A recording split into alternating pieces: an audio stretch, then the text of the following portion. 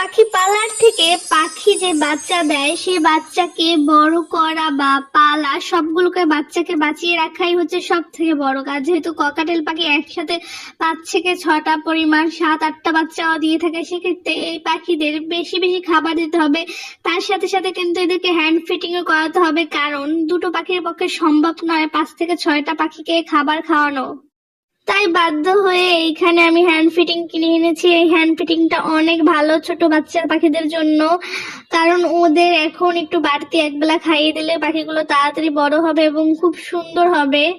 এরপর আমার মনে হচ্ছিল যে পাখিদের খাবার খাওয়াতে খাওয়াতে আমি নিজের খাবার খাওয়া একেবারে ভুলে গিয়েছি।